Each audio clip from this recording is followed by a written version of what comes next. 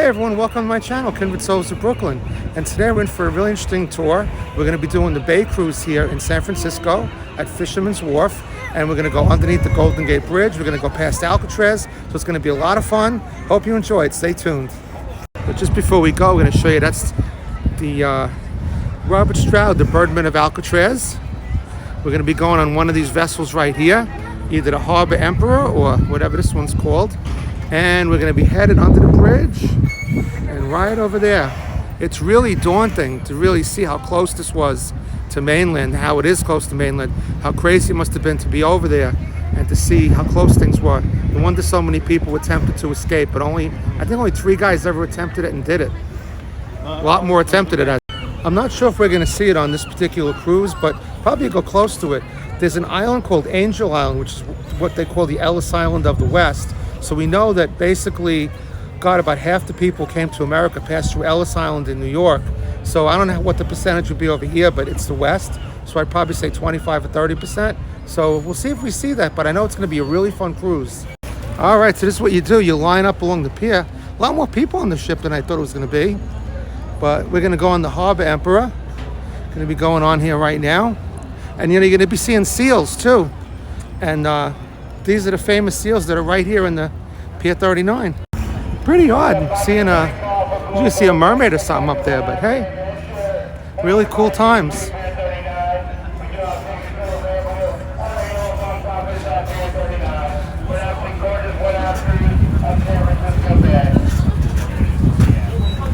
What's up, guys? How you doing? Brooklyn in the house. All right. Nice. Oh wow, you got a food place here too. Got a food place here for Kerry. Snacks on the bay. Nice. So you got 3 levels on this boat. We're gonna hit the upper level, get some air. Gives the people some air. So before we take off, I wanted to show you the seals. These seals are famous, been here for many years. Not the same ones, of course, they come and go. But we got 2 right there.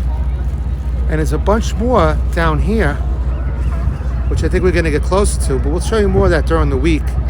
But here's some viewing. You're gonna see a lot of this. So stay tuned for a cool harbor cruise. There we go, so we're officially underway. This is gonna be interesting. I don't know how he's gonna get out of here. I guess this is gonna have to be an expert job of backing up and turning this vessel around because we're kind of closed in here. So a little bit of a suspense and drama along on this cruise, just to see how he's gonna do it. So this is very good, by the way. $35 each. They get a lot of people on the ship. There's lots of them that go out during the day. We're gonna do the Sausalito one too, but really, really great bargain because you're getting to see a lot of stuff here. So highly recommend this. Haven't even done it yet. It really has a good feel to it. So stay tuned. Ladies and gentlemen, please pay close attention to the following passenger safety announcement. This vessel sails under regulations set forth by the United States Coast Guard. Emergency exits are located on the first deck. Life rings are located outside on each deck, and life jackets are located under seats in marked bins throughout the cabins. Children must be supervised by an adult at all times on this voyage. In the unlikely event of an emergency, passengers should remain calm and follow crew member instructions. We recommend you remain seated for the duration of the voyage. However, if you find it necessary to move about the cabin, please do so with extreme caution and always use the provided handrails. Be extra careful near stairwells. For your safety, please do not stand on the benches and please refrain from smoking anywhere on the vessel. See, you're gonna pass right by the seals. Right over here.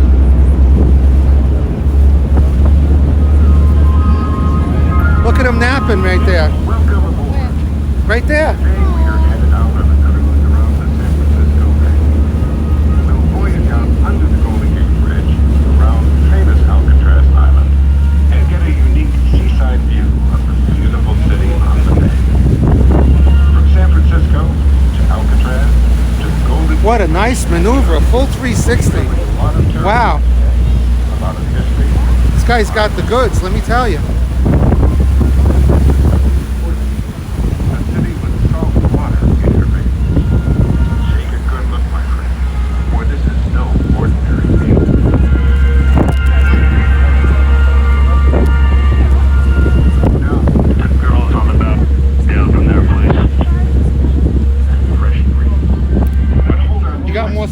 here. Good shopping, even on the ground. So be careful. Look at all them seals. Wow. There's hundreds of them over there. See some frisky sea lions. If you miss them now, you'll see some later as we return. Look at them. They get along well with the seagulls too. Wow. Hundreds upon hundreds of them.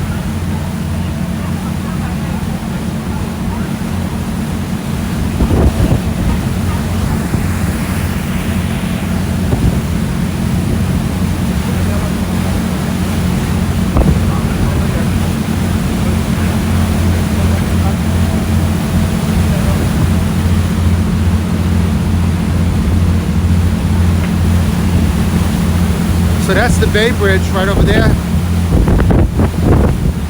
But we're gonna go see its more famous cousin, the Golden Gate.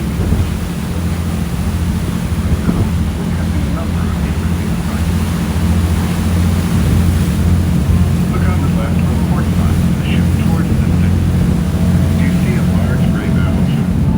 That is a restored submarine ship, the SS Jeremiah O'Brien.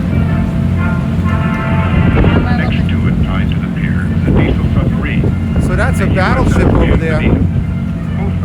For those who don't know, this is also the home of the Pacific Fleet. I don't know exactly what part of San Francisco, but I guess that's a remnant right over there from the, or a mothball ship, I don't know.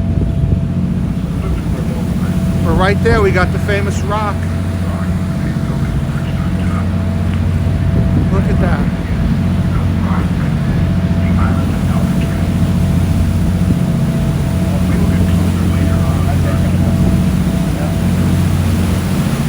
So we're gonna get closer to Alcatraz. Back to the 1890s. Before the Great Bay Bridge was built, the Eureka transported train companies, Model T Ford, including passengers, even cattle in the city. Both ships are part of the San Francisco Maritime National Historical Park, also known as Hines Bay Pier.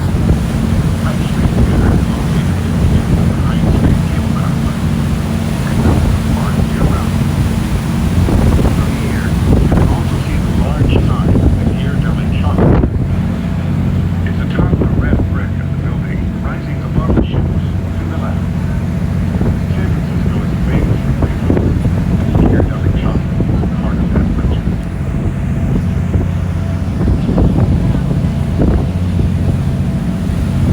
Now look farther along the shoreline. You'll see large buildings with red doors. Those are the piers of Fort Mason, one of several military locations we'll see around the bay today. John Martini is a San Francisco historian. Fort Mason was a port of embarkation for supplies and men, for loaded aboard ships. So I moved to the front of the boat to get a better idea here.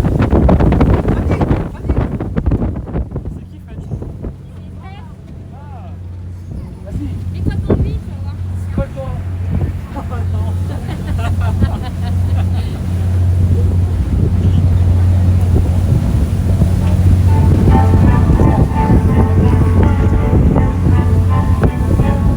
To the right of Fort Mason, you can see the Marina District. The rows of elegant homes make the marina look like solid ground. But don't be fooled. The Marina District is actually land reclaimed from the bay. It is built on tidal flats that were filled in to create a temporary city for the Panama Pacific International Exposition of 1915. Look for the large, dusty orange dome building set in from the shore. It is the Palace of Fine Arts. The San Francisco Expo that remains today. American architect Bernard Mason designed it in a distinctive Roman style.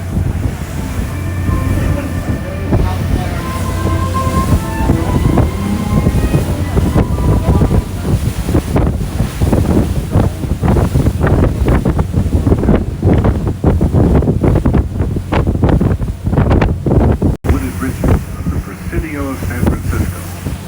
Some say this is the birthplace of San Francisco.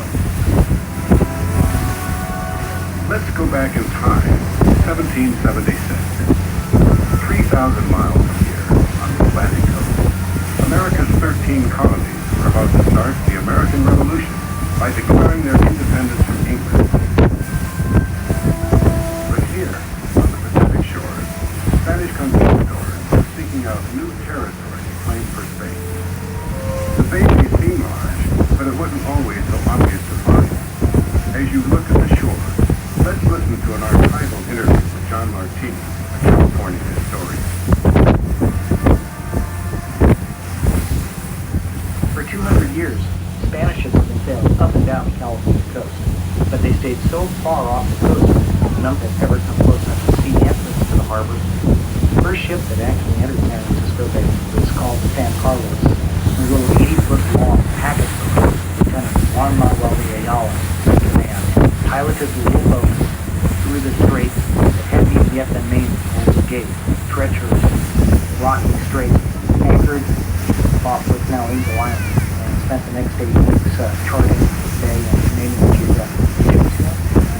After that first boat came into the bay, a year later, on March 28, 1776, Captain Juan Bautista de Enza stood on the bluff where the Presidio is now. Imagine him looking down at the narrow entrance to the bay far below. On that block, he planted a cross in the ground and established a fort. The word Presidio translates as Army Post in Spanish, and the cross marked the northernmost point of Spain's vast empire. Father Pedro Font, who accompanied the Enza, had more of an eye for natural beauty than military strategy. That day, he wrote in his diary that at the bay Could be well said like Europe. There would not be anything more beautiful in the world. he was quite a visionary, because the beauty that Father Font saw was more rugged than the beauty we see today. Look again at the forests of the Presidio. 200 years ago, those ridges were barren rock and sand dunes. The first trees were planted there in 1880, a century after De Anza planted his cross. Today, the Presidio is now under the protection of the National Park Service, and many of the historic military homes have been restored to housing for local residents. It is a popular destination for hikes. If you like movies, it is the location of Industrial Light and Magic, the special effects company that made unforgettable films like Star Wars, the Indiana Jones series, Pirates of the Caribbean.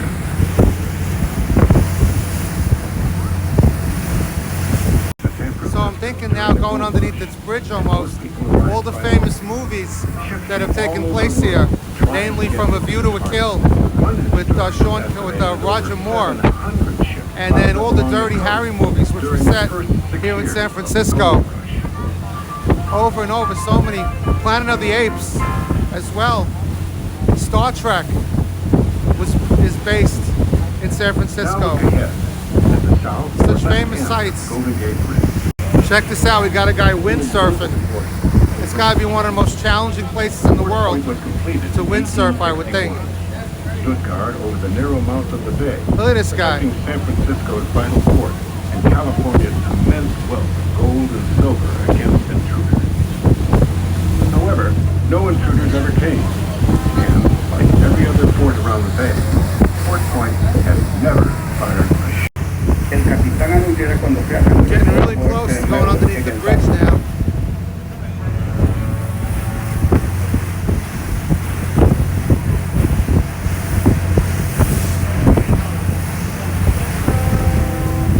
You can see why it's called Fog City. We are approaching the Golden Gate Bridge.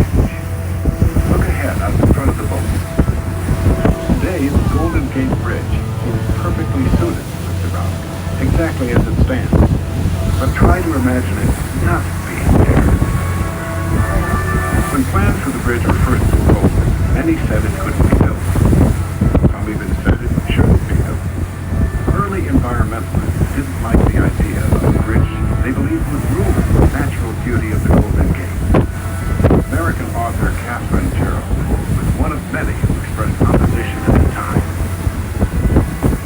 When you have one of the most romantic approaches in all geography, why spoil it?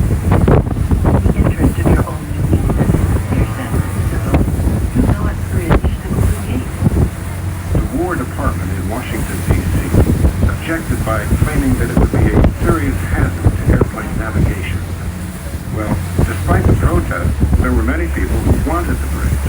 First among the supporters was the engineer Joseph Behrman Strauss. He not only designed the bridge, he was obsessed with it. He wasn't a man to give in to an engineering challenge or political opposition. Encouraged by Strauss, the voters in the region approved the bridge. Construction began in 1933. The design that was finally developed actually turned out to be one of the most graceful and delicate objects of Art Deco art that was ever created. And the scale is just immense. The tower's over 700 feet in height, the main span 4,200 feet long. No one had ever built a bridge like this before. Some people say you can never build it again. Look at the tower at the San Francisco end of the bridge. Then look down at the concrete foundation the tower is standing on. This was the first great challenge. Building a concrete pier in water more than 100 feet deep. Enormous temporary walls were built, enclosing an area in the bay the size of a football field. The water was pumped out, and then the concrete was poured. Next came the two towers. When they were completed, thousands of steel strands were bundled together to form the enormous main cables that connect them. Finally, the road itself was built, starting at both ends and working toward the middle to keep the bridge in balance. It's easy to describe. It was far from easy to accomplish. Imagine working there day after day, in the cold, in the fog, in the rain. On major construction projects in those days, experience had shown that one workman usually died for every $1 million spent. The budget for the bridge was $35 million, but Joseph Strauss was determined that 35 lives would not be lost on his bridge. A safety net was fabricated and suspended below the workmen, and although 11 men did die during construction, 19 men fell into the safety net and were saved. Those 19 lucky men formed a very special club, called the Halfway to Hell Club. Of the 11 men who lost their lives during construction, 10 of them died in one accident when a 10-ton scaffold fell and tore through the net. The Golden Gate Bridge was completed in less than 5 years, in May 1937. Joseph Strauss let the world know exactly how he felt. The Golden Gate Bridge, the bridge which could not and should not be built, which the War Department would not permit, which the rocky foundation of the pier base would not support, which would have no traffic to justify it, which would ruin the beauty of the Golden Gate, stands before you in all its majestic splendor, in complete refutation of every attack made upon it. Look up at the Twin Towers. They rise nearly 750 feet above the water. Let your eyes follow the bridge from shore to shore. The roadway extends for 1.25 miles without touching down on solid ground. Look at the two main cables. There's enough wire there to wrap around the planet 3 times. Each strand in the cables is secured with steel reinforcements in a 50,000-ton foundation buried deep underground. Impressive numbers, but numbers alone can't tell the story of the Golden Gate Bridge. There's more to it than steel and concrete. For many, it has become a symbol of America's hope, as inspiring and recognizable as the Statue of Liberty.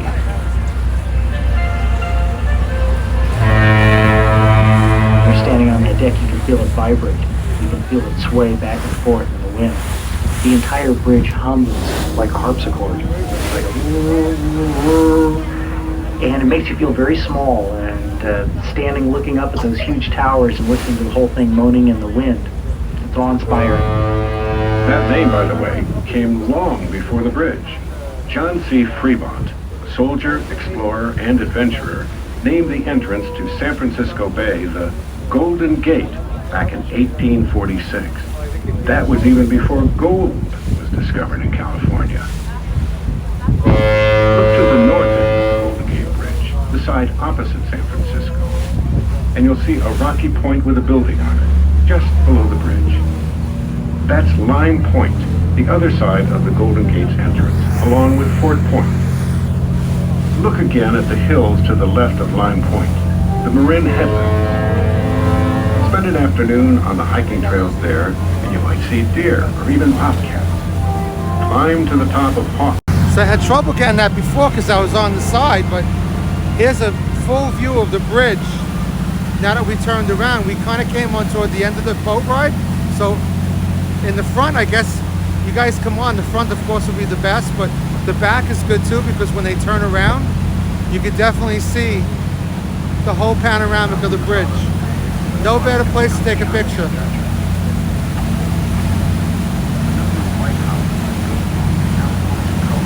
Incredible.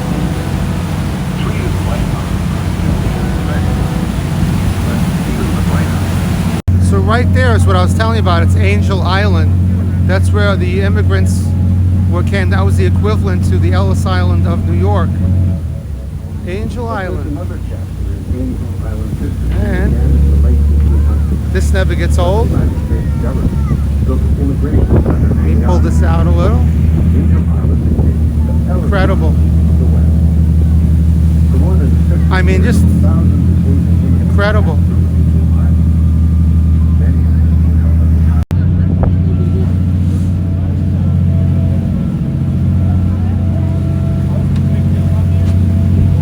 Good old Alcatraz. Remember they filmed the Dirty Harry movie there, The Enforcer.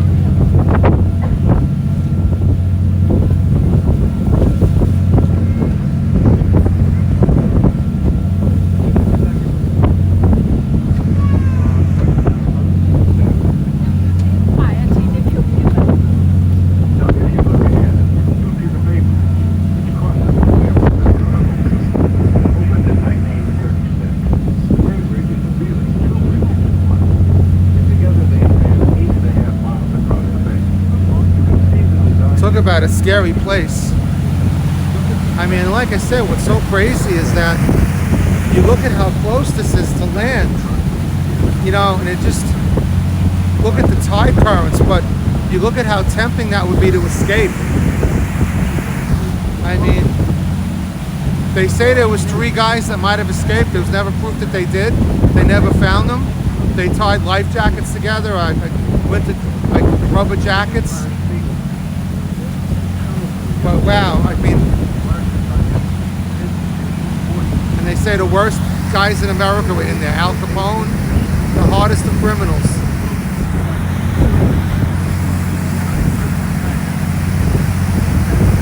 Amazing.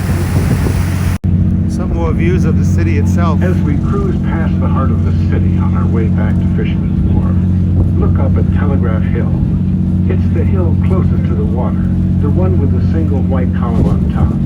That's Coit Tower. Coit Tower was built with monies left by Lily Hitchcock Coit. She grew up in the city and was a tomboy who used to chase fire engines. She quite literally would bolt out of fancy formal affairs when she heard the fire alarms going.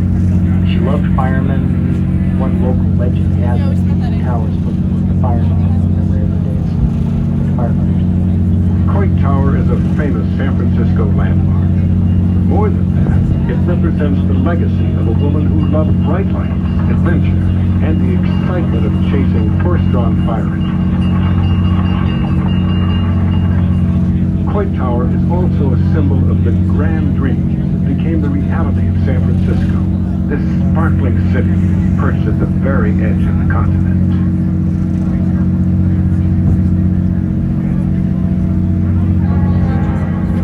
We're coming back into port. We got a bunch of pelicans flying overhead, and we're going to come by the seals again. Here's the seals.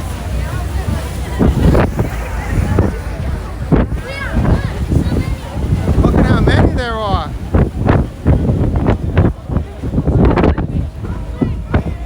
Wow, hundreds of them.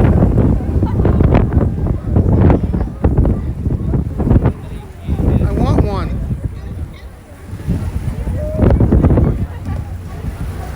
Wow.